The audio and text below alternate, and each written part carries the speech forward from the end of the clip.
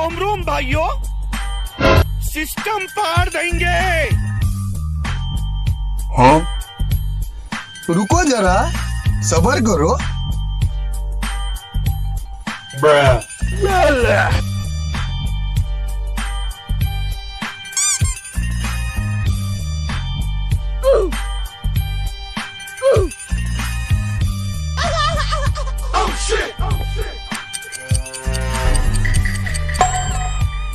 काट सारी बहाने।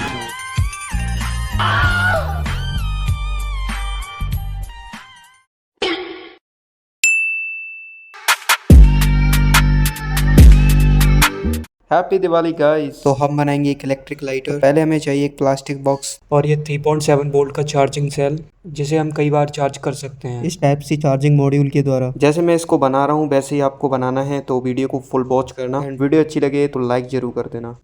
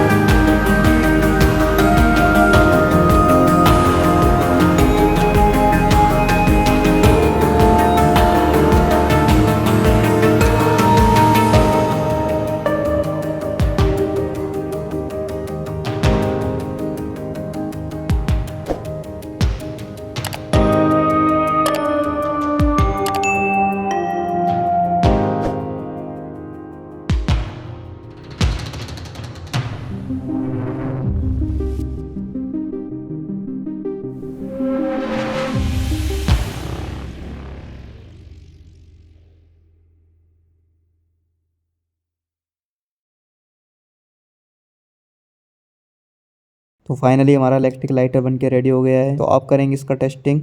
तो पहले से चार्ज कर लेते हैं, तो इसे आसानी से चार्ज भी कर सकते हो।